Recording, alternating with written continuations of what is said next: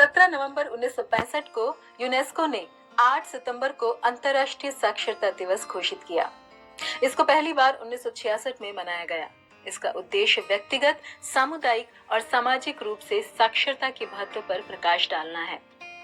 साक्षर का अर्थ होता है शिक्षित होना, परंतु शिक्षित होने का अर्थ केवल अक्षर ज्ञान या पढ़ाई लिखाई जानना नहीं होता, बल्कि इसका अर्थ है कि व्यक्ति को अपने कर्तव्यों व अधिकारों का बोध हो, जिससे उसका शोषण न हो व वो एक सफल जीवन की ओर बढ़े। जीवन के लिए भोजन के साथ साथ साक्षर होना, शिक्षित होना भी अत्यंत आवश्यक है। शिक्षा को अंग्रेजी में एजुकेशन कहते हैं और एजुकेशन एक लैटिन शब्द एडुकारी से आता है, जिसका अर्थ है कि जो हमारे भीतर है उसे बाहर लाना, अर्थात हमारा हमसे ही परिचय।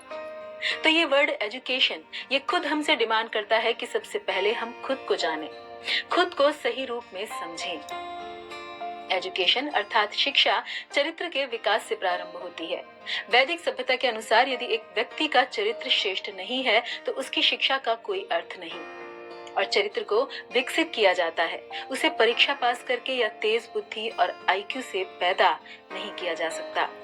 यह अत्यंत कीमती है जो बनता है हमारे पालन पोषण और संगति से। अतः वास्तविक शिक्षा का अर्थ है चरित्र का विकास। दूसरा, शिक्षा आवश्यक है अपने भीतर ऐसी दृष्टि उत्पन्न करने के लिए जिससे हम इस संसार को और इसे बनाने वाले को जान सकें, क्योंकि ये संसार बाई चांस नहीं बना है और उन उच्च, श्रेष्ठ और महत्वपूर्ण वस्तुओं व विषयों को समझना ही शिक्षा का लक्ष्य है। परंतु आजकल इतना प्रेशर है, जैसे पेरेंट्स का प्रेशर, पीयर प्रेशर, अच्छे मार्क्स लाने का प्रेशर और बाहरी दुनिया के कट थ्रोट कंपटीशन में टिकने का प्रेशर। और इन सब के चलते वास्तविक शिक्षा बैक सीट ले लेती है और इसके बाहरी चिन्ह केवल सिंबल्स ले लेते हैं फ्रंट सीट। और इन सब के चलते आज शिक्षा का स्तर इतना नीचे आ गया है कि हम यह सोचते हैं कि शिक्षा से मुझे भौतिक रूप से क्या प्राप्त हो सकता है। हम इसे केवल अपने आराम, सुख और सुविधाओं के लिए ही प्रयोग करना चाहते हैं और उसमें ही संतुष्ट हो जाते हैं। कोई भी इसके परे नहीं देख रहा है कि शिक्षा का लक्ष्य क्या है। शिक्षा का सत्य स्वरूप वह ज्ञान है, वह जानकारी है जिससे हमारे चरित्र में, जीवन में, विचारों में श्रेष्ठता आए और जो हमारे व्यक्तिगत स्वरूप को सृष्टि से जोड़े, वह जो जीवन को परिपुष्ट करे। शिक्षा वह है जो हमारे जीवन पर लागू होती है, जो प्राचीन है फिर भी नवीन और ताजा है। जैसे सूर्य प्राचीन है परंतु उसकी किरणें आज भी नवीन है, ताजा है, बासी नहीं है। पानी के साथ भी ऐसा है, जैसे कि गंगा नदी प्राचीन है परंतु उसका पानी आज भी ताजा है। इसी प्रकार की उपमा हमारे शास्त्रों पर भी सटीक बैठती है, जैसे भगवद गीता और श्रीमद् भागवतम। ये प्राचीन है परंतु इनमें निहित ज्ञान आज भी उतना ही अनुकूल और प्रासंगिक है। इनमें वह ज्ञान है जो नए को पुराने से जोड़ता है और जीवन जीना सिखाता है। भगवद गीता केवल रिटायर्ड लोगों के लिए नहीं है, ये एक वैश्विक ग्रंथ है और हम सभी को इसका अध्ययन करना चाहिए। इसे पढ़ने के लिए जाति, धर्म, रंग, रूप या देश के आधार पर कोई वर्गीकरण नहीं है, क्योंकि भगवद गीता हमें प्रकृति के महत्व और सूक्ष्म सिद्धांतों के विषय में बताती है। जीवन जीने के नियम, मृत्यु का नियम, और जीवन और मृत्यु हर समय और हर जगह एक जैसी ही होती है। जैसे जब न्यूटन ने गुरुत्वाकर्षण के सिद्धांत को प्रतिपादित किया तो उसका यह मतलब नहीं था कि यह सिद्धांत केवल उनके देश में ही लागू होगा। नहीं, वह प्रकृति का नियम है जो पूरे संसार के लिए समान है।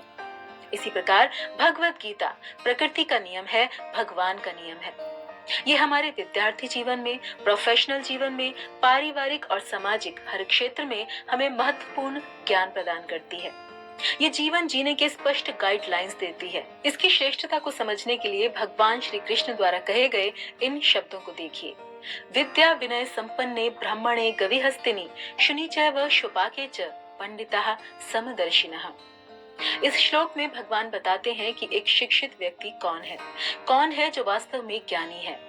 भगवान कहते हैं कि एक साधु पुरुष अपने वास्तविक ज्ञान के कारण एक विद्वान, ब्राह्मण, गाय, हाथी, कुत्ता और चंडाल को समभाव से देखता है।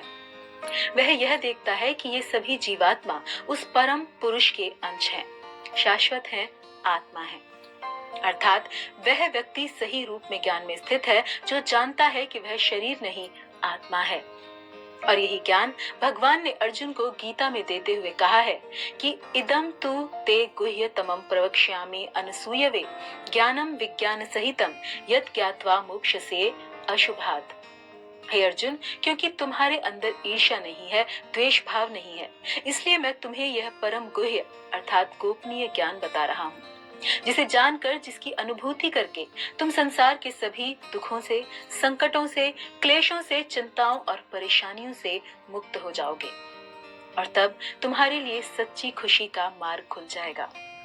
अतः सच्ची खुशी हमें न तो टेक्नोलॉजी से मिलती है, न भौतिक सुख सुविधाओं और आराम से, न पैसे से, न बड़े नाम और व्यापार से, न किसी ऊंचे पद से और न अमेरिका या लंदन जाने से, बल्कि यह मिलती है इस आध्यात्मिक ज्ञान को जानने से, समझने से और इसे अपने जीवन में उतारने से।